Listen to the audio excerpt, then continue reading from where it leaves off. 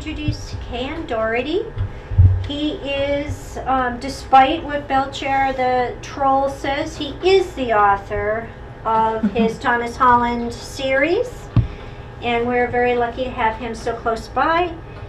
KM's a software engineer, an adventurer, from what I read. You race boats and studied martial arts, motorcycles, he's a musician, so many things, so many talents. So we're very fortunate to have you here. We can't wait to hear about Thomas Holland and all his adventures, and I will turn it over to you. Thanks. You. Thanks, Sharon. As Sharon mentioned, I'm the author of the Thomas Holland series. It's going to be a trilogy. I finished the rough draft of the third one, but it's still got many edits left to go. This is a presentation I give at schools. I've given over 30 presentations in the last year and a half or so, mostly in New England, a few on the West Coast as well. And it's usually to kids. I usually give it to elementary schools and middle schools and high schools. I'm working on getting it into college. But before I get too far in that, I always ask the kids that I'm a kind of a shy, reserved sort of author, so please don't tell anyone that I'm the author of these books, right? And it's a little hot in here, so I think I'll take off my jacket. Oh, I guess I'm not really that shy, am I here? Thank you. All right, first off, I'm going to ask everyone a question. And I want you to think about the answer to the question while I read a short segment from my first book.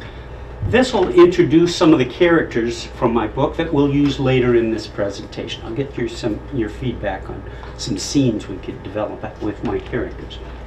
But first, I'm going to ask you this question. And the question is, as a writer, how can we hook our readers? How can we get them turning the pages? How can we write so our readers can't put our books down? Now, as I said, think about this for a moment, and I'm going to read you this short segment from my book, and then we'll come back and get your ideas.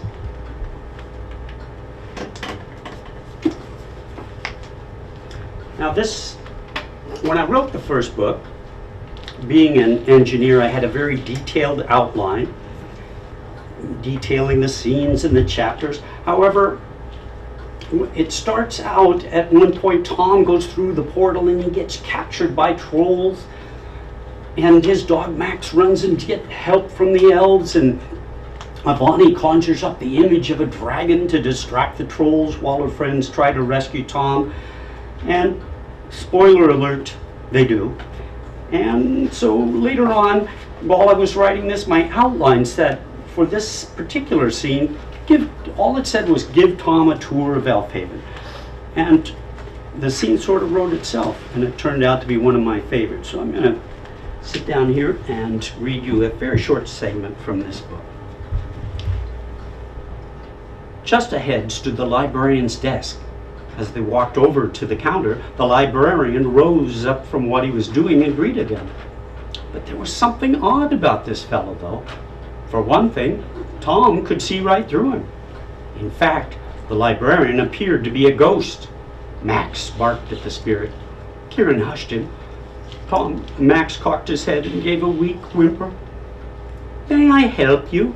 asked the apparition in a sing-songy voice, ignoring Max's outburst. Tom glanced sidelong at Avani, who gave him a reassuring nod, so he took a deep breath and asked, do you have any books on magic?" The ghost stared at Tom in apparent disbelief as he absently tapped his finger on the desk. The effort, of course, made no noise. "What is this? Some sort of a joke? Do I look like the kind of spirit that could conjure up a book out of thin air?" "Well," began Tom, thinking he looked exactly like that kind of spirit, "everyone knows there haven't been any books on magic since the great library in Alanda was burned to the ground. That was almost 100 years ago, during the War of the Wizards. Perhaps you've heard of it." The sarcasm seemed to crackle in the air around Tom. The apparition leaned forward to within a foot of Tom. Tom leaned back.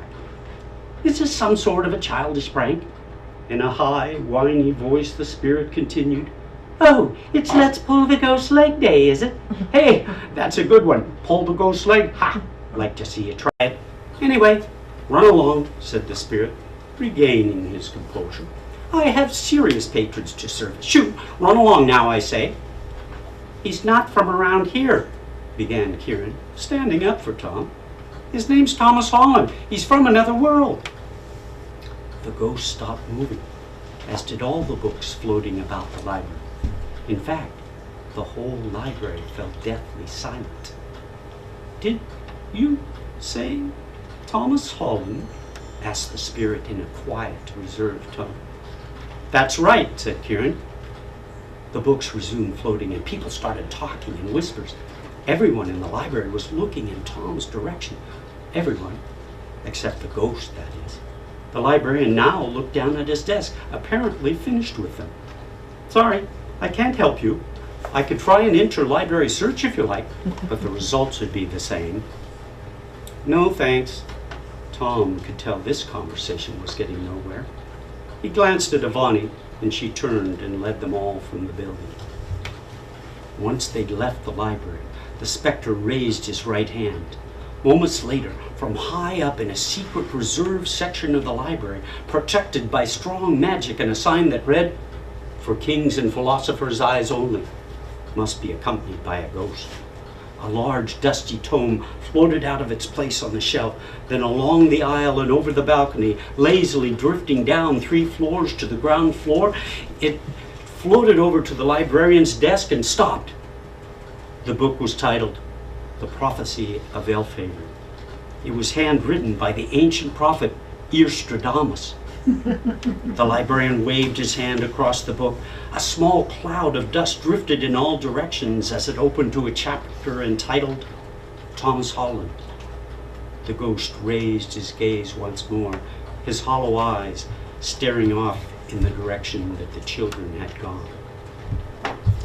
So as I said, I didn't really intend that scene in there, but I loved it, that character especially so much. I ended up going back and writing it into my outline, and then I actually used him in several more scenes in both books, and he'll probably be somewhere in the third as well. Now back to that question I asked in the beginning. As a reader, how can we hook our readers? How can we keep them turning the pages? Any ideas? Write about what they're interested in. That's a good one. Any other ideas? Well, yes. Put in pictures maybe of, I mean, that's a way. To pull them in more to the Well, world. you could, or even some of the characters, you know. I mean, that kind of mitigates against imagination. Right. You know, but that But visual. then you don't have to do as much description the first time a new character is Right. introduced. So that's a good idea. Yeah? Set a story to work up to. Set a story. So you're kind of foreshadowing the plot itself, maybe? Yeah? Excellent idea. Well, here's some techniques that a lot of authors use to keep the readers interested in turning the pages. Some tools of the trade, hooks, something at the end of each scene or each chapter that keeps them interested, that they want to know what happens next, and various types of tension. And we'll go into more depth on both of these. Hook types. An unanswered question, something the reader really wants to know the answer to, but the writer doesn't give them the answer until later in the book. Also an exciting scene that hasn't finished, sort of like a cliffhanger, but it doesn't have to be at the end of the story. It can be at the end of each scene. Or a strong emotion. Hopefully by this time the characters have bonded with the reader. The reader really cares about the characters, and if your main character is feeling sad or angry or sorry for someone, then the reader really wants to know what happens next and how they get through that strong emotion. And now let's look at some tension-producing techniques that authors use. Action scenes are very popular in a lot of books and movies and even video games. Suspense, similar to action in many ways, but it has some specific differences. And then the third one, which we'll go into a lot more depth this evening, is on internal conflicts, emotions that are going on in our characters' minds. Once again, if we care about them, we really want to get through that and figure out how that goes. Some examples of action scenes, right? A tense argument is a good action scene. We could say a boy brings a girl flowers. Girl hates flowers, slaps boy. Boy yells at girl, "Why did you do that? I brought you flowers." Girl throws the vase, smashing it into a bazillion pieces against the wall. Now, if that's a bit stereotypical, you can just reverse the roles of the boy and girl. It works the other way just as well. Or another example of action scenes are space battles. Has anyone read any books or seen any movies that have space battles in them? Yes? What? What movies or books? Guardians of the Galaxy. Guardians of the Galaxy. Good. Who's your favorite character in Guardians? Rocket Raccoon. Rocket, right? Yeah, mine too. I like Groot a lot as well.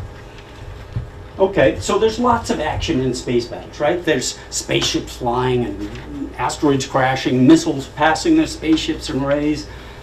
Tons of action in a space battle. Similarly, there's car chase scenes.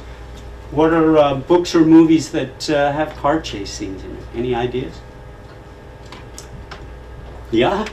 Lego Cops and Robbers. Lego Cops and Robbers. Well, I haven't seen that one, but I'm sure it has lots of car chase scenes in it. Good, good. Example. Some examples of suspense. Say there's a boy and a girl and they're drinking a Coke in an outside cafe in Africa. And yes, there are outside cafes in Africa and they do serve Coke. So they're having a great time. The sun's out, the girl's wearing flip-flops, it's nice weather. They're having a great time, but the boy and girl don't know it.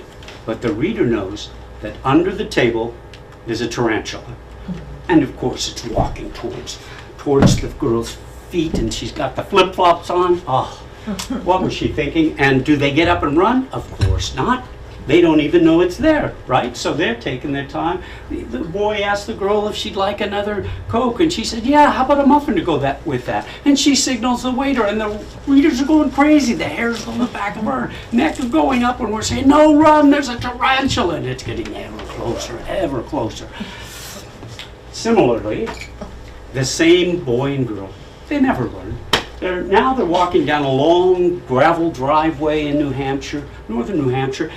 It's there's trees and the lights coming down through the trees and spaces, and there's dark shadows and moist moss-covered trees and other places. You can see a beautiful little cottage off in the distance with the sun shining on it. And once again, the boy and the girl, they don't know it, but they're about to be killed by zombies. And once again, we want them to run, but they're taking their time. They're just slowly walking up this gravel walkway. The girl picks a flower and lets the boy smell it. They're just taking way too long, and once again, it's driving the reader or the viewer of a movie crazy. We want them to run. But now let's look at the third technique I mentioned, internal conflicts. So give one way to up the ante and give your main characters, create even more tension for them, is to give them some quirky behaviors and character flaws, and then we'll throw some scenes at them that'll, with those particular characteristics, will cause them some problems. Here's some examples of things that authors might use. They might give their main characters claustrophobia. Does anyone know what it is to be claustrophobic? Yes? When you're in a small space and it's tight and there's a lot of people in it. Yep. You agree? Yep. Fear of small places. Fear of small places, great. And you can even amplify that if it's a small place and then you put a lot of people around it. So those are great ideas. How about, this is a fun one, someone with an overly inflated ego. That's fun to work with. And actually, Prince Devraj in my books definitely has an overly inflated ego. And he's fun to work with. Someone who's unable to trust someone. Maybe something happened early in life, and maybe a a parent left and that child never really got over that and has trouble, trust issues. And that's something that we can work with as an author. Or any type of rational or irrational fear. Now let's go back and look at action and suspense. Some similarities between the two. Both of them produce tension, as we mentioned. In action scenes, though, the characters always know they're in danger. Right when the spaceships are flying and there's missiles after them and rays and other ships are crashing and asteroids are blasting into things, the people flying those ships know they're in danger, right? That's not always the case with suspense, though, but it could be. Some differences. Time seems to speed up in action scenes. Right with the car chase scene and there's bullets flying and there's squealing tires and maybe they're rushing through a red light and cars are crashing. It seems like tons of things are happening per second. Time seems to have sped way up. Whereas in suspense, time seems to slow way down. Like the two, the boy and the girl, they're walking up that long gravel driveway. Every footstep seems like it takes forever. She reaches down and picks the flower. It's just driving us crazy because we know the zombies are there, right?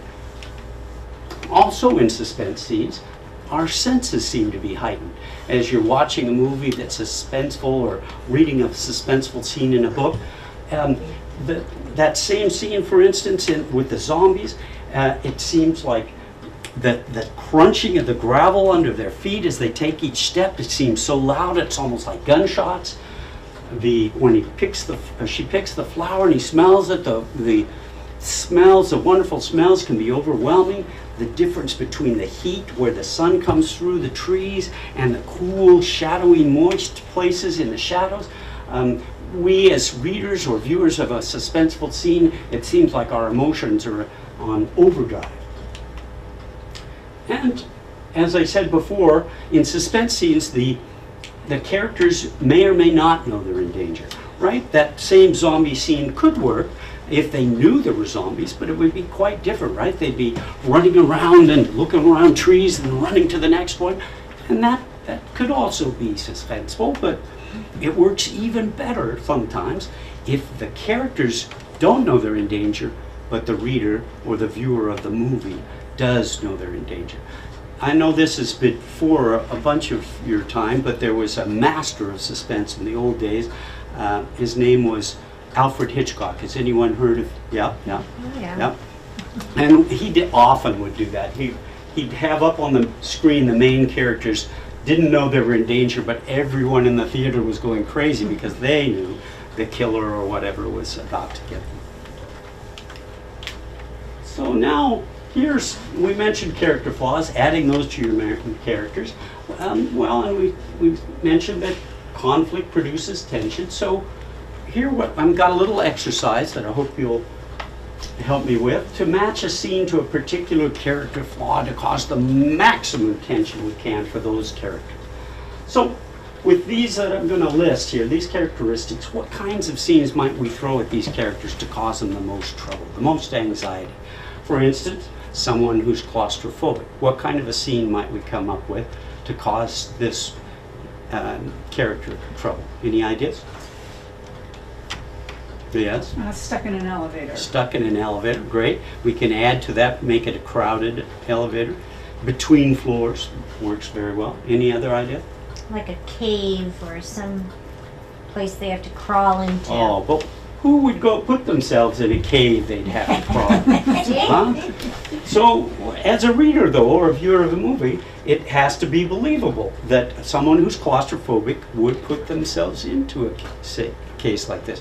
Any ideas why they might? That would be believable? That would be adequate motivation? Yes? They'd be chased by something. Chased by something. Maybe they overheard some criminals or murderers and they saw him and chased him into the cave. It's a good one. Any others?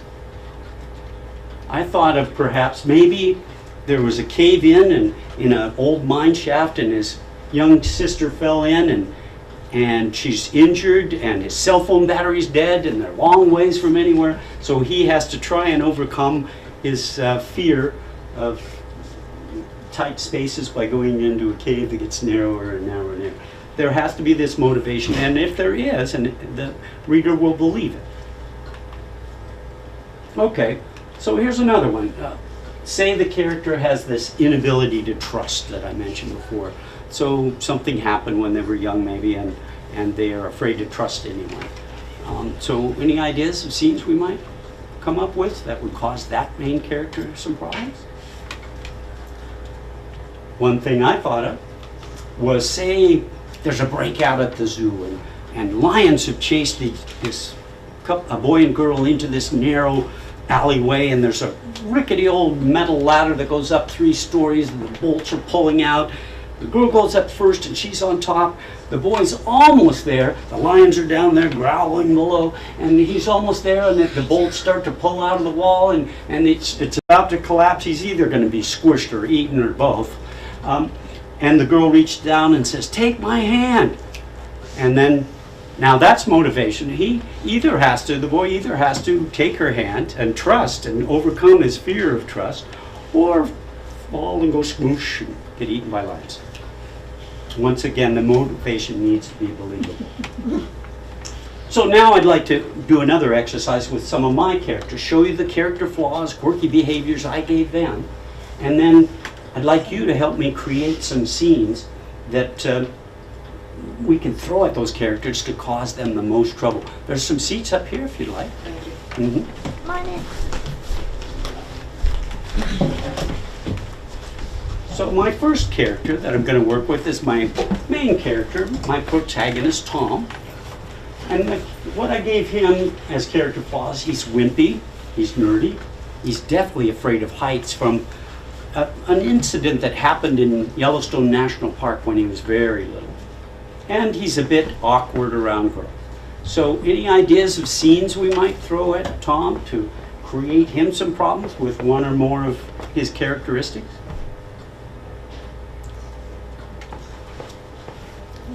Nothing? He's on top of a building Yeah? with a girl. Oh boy, double trouble. Yeah. Excellent. That's very good.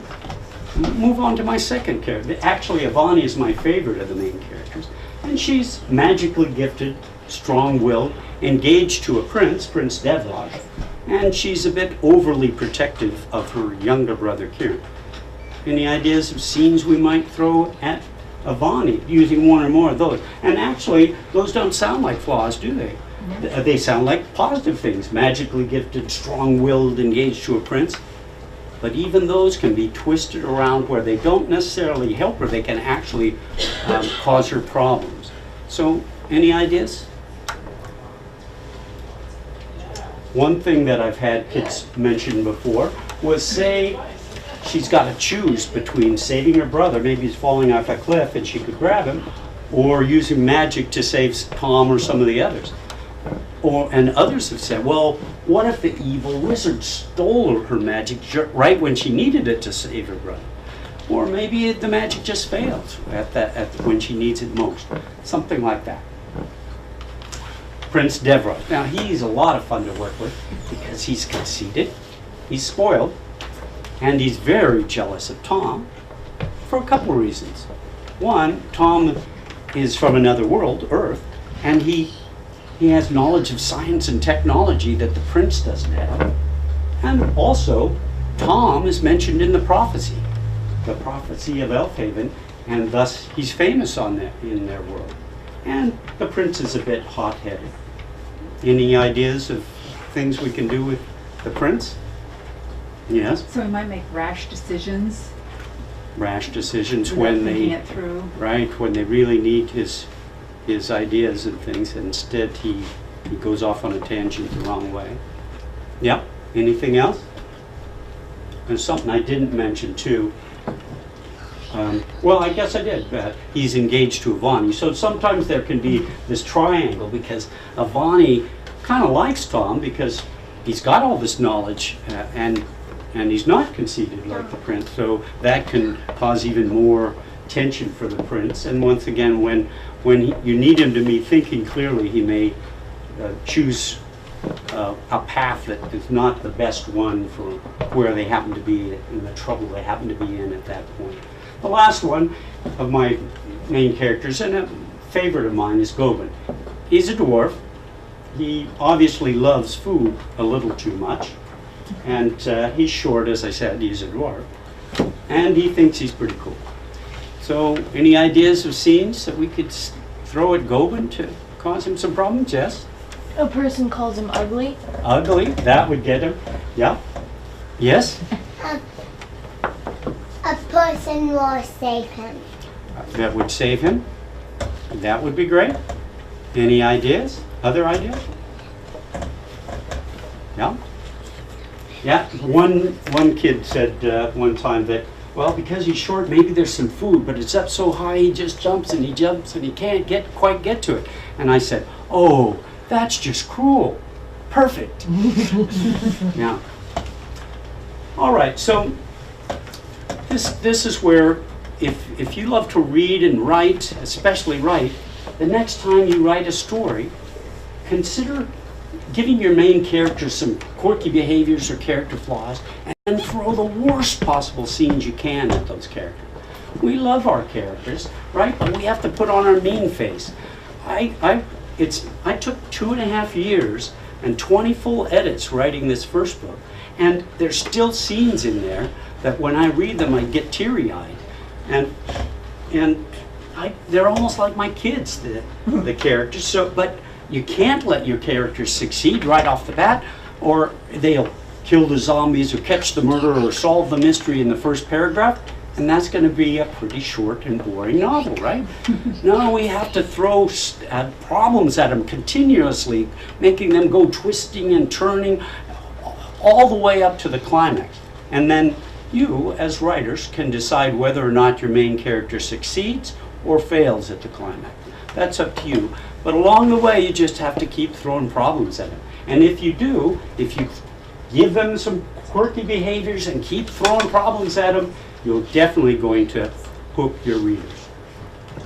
Are there any questions? Yes? Could you write so that the characters in the book know what's going to happen, but the reader doesn't? Ah, you could. The tricky part is to keep the reader's attention, because it's actually great to have questions in their mind, and typically when you answer one question you have to put out another question for them. But this seems even more in depth, where they're having conversations that the reader doesn't know what's going on, but that will pique their interest. You just have to give them bits and pieces of it, maybe not the whole thing, but enough to keep them reading on and interested in the next bit that they don't quite understand. Any other questions? As I said, when I wrote the first book, it took 20 edits in 2.5 years. The second one I did in 1.5 years and about 10 edits, but it's quite a long process, and the way I write it, the editing is an important piece, whereas I layer it on. I just quickly have my outline. Yes? What do you think about when you're writing your book? Well, first off, I came up with my characters. Then I analyzed some books and movies from history that were very popular and tried to figure out why those characters were so popular, and then what characteristics made them so. And then I mixed and matched and came up with my characters. But once I'm in there, I try to think of the general scenes and map those out towards the climax, and I actually put in the critical scenes along the way that actually makes twists and turns go the way I want it. But then in each scene I try to visualize as if I'm there, and I actually layer it on. I write it quickly to get it down on paper, but then I'll put in a layer where I try to pull the reader deeper in by adding sensory data, sights and sounds and smells and touch, and then another layer where I'm talking about, since it's an alien world to most of us, I visualize things that are magical and from another world, and then try to describe them. But you only want to do a little bit of that, sprinkle that in, so it pulls them deep in, but it doesn't slow the reader down. You've got to keep moving towards the climax, moving things on. Great question. Any other questions? So do you edit yourself, or do you send it to be edited and it comes back? Well, several phases. I put in 20 full edits myself on Okay. this, but I also belong to a writers group, so I get their feedback and then edit it from their feedback. And then at the very end, where I think everything is as good as I can make it, then I hire a professional editor to go through it with a fine-tooth comb. And I also found that this artist, who I think is quite amazing. When I saw his dragons and trolls and ogres, I thought, wow, he'd be perfect. I gave him character bios and a synopsis of the book, what was going on, and he did sketches, and they just got more and more amazing.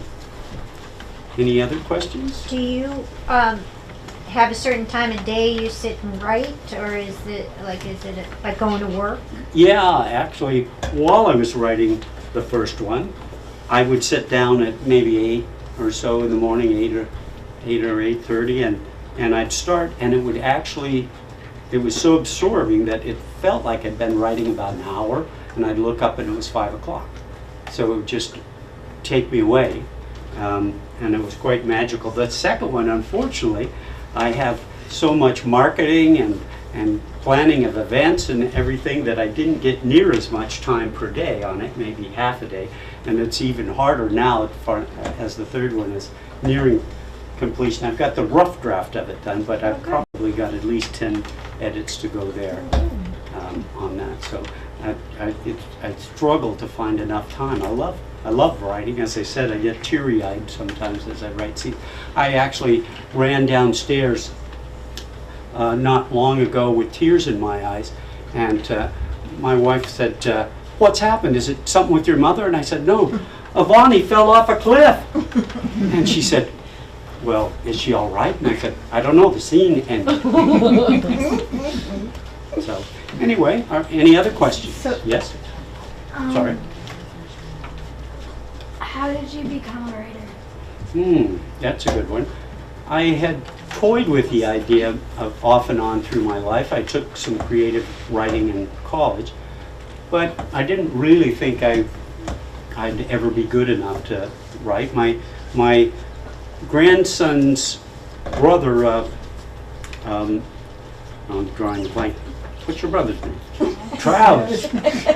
He wanted me to read, as did his sister Kenzie, their favorite books at the time, and Travis was into the Fablehaven series. So I, as a good grandfather, I dutifully read the first 3 of the series, and I thought, well, these are okay, they're pretty good, but I think I could write something better than that. And so that led me to see if I could really do that. And it was a lot harder than I thought. As I said, it took 2.5 years full-time and 20 edits. And was there another question? So do you put yourself into a different space when you start writing about those characters? Do you put yourself into a child's mind? I try to. I also try to visualize that world as if I'm there with them. But that's an important thing if you're writing. This is similar to the first Harry Potter, only with the sci-fi twist. And that story is a middle grade story, so there's rules around that. But obviously there are kids in there. They're all age, well, Kieran is maybe 8, and everyone else is 12 or 13 except the prince, who's 15. So you'll also have to put yourself into the mind of that. And a lot of that's not hard. I still have a lot of kid in me. However, the verbiage has to be reduced down. And sometimes in a later edit, I'll try to shorten and make them clippier and sharper, clearer, crisper. And I also have to throw in some kid terms that I run through my grandkids and others to get corrected, because I'm often wrong in the usage of them. I get scolded. So do you have your grandkids read it as well? I do. Okay. And a few other friends and relatives after I've ran it through the writers group. So it's mostly there.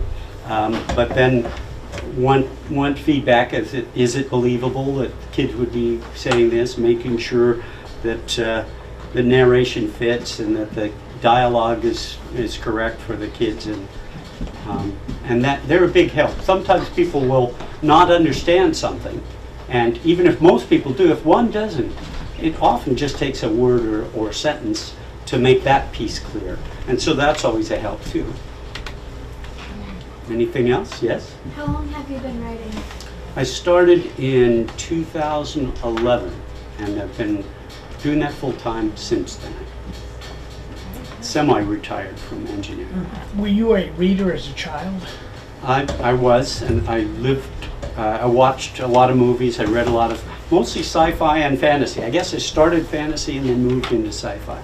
And as an engineer, I loved science, so that's part of why I snuck some science into this book. There's actually a lot of that, and I lived in my head a lot as a kid, fantasizing all kinds of, magic and spaceships and everything. So, yeah, it's been with me a long time.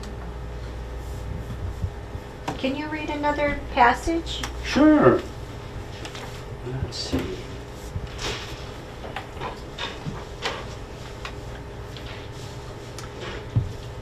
I'll read this segment with Belcher the Troll. He's actually somewhat comic relief spread throughout, but he'll have an even more important part in the third book. This is a little more exciting than the scene I read before. Chapter 4, The Prophecy Begins. It was dusk, and getting darker by the Minotaur. Belcher, an enormous rock troll with heavy brow and jutting chin, moved cautiously in the shadows. As with any rock troll, he stood at least 10 feet tall, had a huge head slumped way forward, no visible neck, fat stubby fingers at the end of long muscular arms, and his whole body was covered in natural rock-like armor. This particular troll had a long, deep scar running above his right eye. As he walked, he kept a tree between himself and the elven city of Elfhaven, his dark eyes searching for any sign of an elven guard. At that moment, off to his right, and about 30 paces away, he spotted a lone sentry patrolling the outskirts of the city. Keeping an eye on the elf, he hastily moved behind a small clump of trees. Snap! Went a twig. He froze. The sentry turned towards the sound, paused, then began moving in Belcher's direction. As the sentry approached the invisible magical barrier that protected the elven city, he craned his neck, raised his head, and sniffed the cool night air. Frowning, he looked first left, then right. Belcher placed his hand on the rough bone hilt of his grimy, rusted dagger, the hint of a smile crossing his stony features. Slowly, careful not to make a sound, he drew the dagger from its well-worn leather sheath. I'd be in trouble if I killed the elf, thought Belcher. Fada, his commander, had given him specific orders. No kill elves. Just map their defenses, their strengths, their weaknesses. They must not know we here. The sentry continued to walk straight towards Belcher. There was a crackling sound, and blue sparks momentarily highlighted the elven's features as he passed through the barrier. Lowering himself ever so slightly, Belcher arched his back while flexing his powerful leg muscles, preparing to launch. He turned the blade parallel to the ground, tightened his grip on its hilt, and allowed himself another slight smile. Closer, a little closer, thought Belcher, saliva dripping off his brown, rotting teeth. Suddenly there was a noise from behind the barrier. Sanu, what's wrong? called a voice. Sanu, a tall, slender elf, and one of the head palace guards of Elfhaven, turned towards his friend and fellow guard, saying, Tapas, I thought I heard something, but... Sanu looked back in the direction the noise had come from, his eyes sweeping the area one last time. It must have been my nerves, he reasoned. Or perhaps it was that gremlin trying to get through the barrier again to cause some more mischief. Ha! laughed Tapas. He's a pest, that one, for sure. Come on, it's almost end of shift. Let's head back for supper. Our replacements can deal with your gremlin. It'll give them something useful to do for a change. Sanu glanced back at the woods. Guess you're right. Squinting, he took one last step in that direction, his keen elven eyes trying hard to pierce the hidden darkness. Finally, he turned and walked back through the barrier. The same crackling sound and blue aura once again highlighted his features. Then the two began walking back toward the gate in the city's outer wall. Once the sounds of the sentry's footsteps had receded into total quiet, Belcher slammed the dagger back into its sheath and stepped out from behind the trees. His bloodshot eyes seethed with anger as he walked up and touched the barrier. Sparks flew, and Belcher's hand was thrown back several inches. Unable to contain his rage any longer, he bared his teeth, clenched his fist, reared back, and threw a powerful punch at the barrier. There was a low-pitched whoomph, accompanied by a brilliant blue flash. Belcher was hurled backwards 10 feet, where he landed hard with a thud, dust flying in all directions. "Ouch," groaned Belcher, not moving. "Maybe father right. Maybe me dumb." Blinking dully for a couple of sectars, he slowly, stiffly rose to his feet. Cracking his neck left and right, he stooped and grabbed a small tree, then effortlessly ripped it from the ground, roots and all. Careful this time, he waved the tree in front of him as he approached the barrier. When the tree neared it, blue sparks arced across the gap. Belcher inadvertently jumped back, hastily looking over his shoulder, an embarrassed look on his face. No one was there, of course, so he took a deep breath, drew himself up to his full height, and began walking beside the magic barrier, occasionally tapping the tree against it, watching for any telltale signs of weakness. So, as you mentioned earlier, in the first book, Belcher claims to be the author of this book. But in the second book, I refute the idea and say, don't listen to Belcher. I'm the real author. And when I finish the third one, I'll have the two of us arguing in the beginning as to who really wrote the books. Any other questions? Yes? How did you think of what to choose for a title of your books? Oh, I wrote down a ton of them. I asked a few people, but I just keep eliminating them one by one. I might, this would be a good idea, actually. It took me, I probably had 10 different ideas for the first one, but I liked the sound of prophecy. It was harder for the second one, although, and I actually, the one I chose, I practiced over and over so I could say it right. Thomas Holland in the realm of the ogres. And I like that, but I haven't quite figured out what the final one in the trilogy should be. I've got a bunch of names. Things like Thomas Holland, A Portal Too Far, or something. I still haven't found out, but maybe I should actually have a contest. While I was writing the second one, I had a dragon naming contest for the kids. And the name I chose, the winning one, the girl got her name in the second book credited for coming up with the name. And I would definitely want to have something like that in the third one, but perhaps it could be the name of the book. Any other questions? Well, yes? Who's your target audience? Well, it is a middle grade storyline, as was the first Harry Potter, but I put things in there for all ages. For the even younger kids, as in Harry Potter, there's the foul tastes and stinky smells. And then there's the typical middle grade story where the kids have to solve all the problems by themselves, or at least think they do. They actually get a little help from a wizard, but they don't know it until near the end of the first book.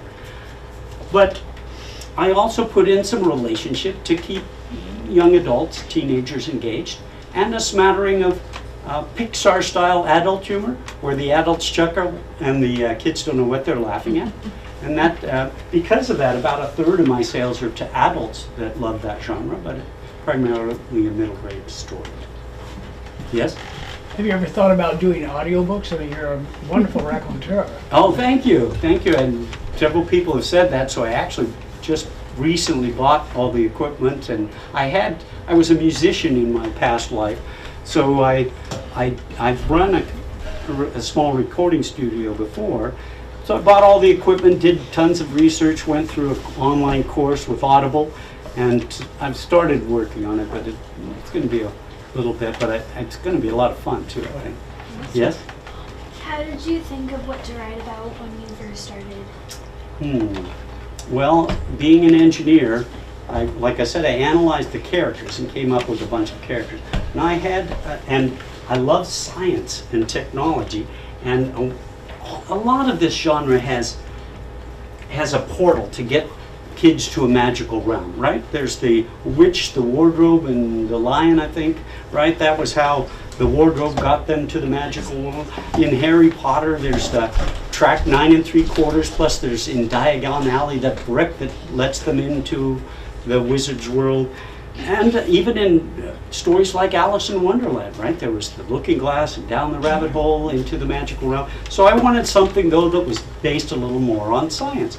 And actually, string theory was the perfect idea. So there's actually a branch of string theory that says that parallel universes must exist, and in each of those universes, the physics must be different than in our own. So I've got Tom's mom is a brilliant theoretical physicist leading a team of scientists trying to prove the existence of parallel universes. And that research is actually going on right now. So that allows me to open a portal through her experiments. But beyond that, it also, since the physics must be different, I can say that then things like that we'd consider magic would be commonplace in some of those worlds. And Tom initially doesn't believe in magic, but he goes through the portal with his knowledge of science and technology and some gadget, and he's trying to save the day with those, while Avani and his new friends are trying to use magic to help him solve the problems.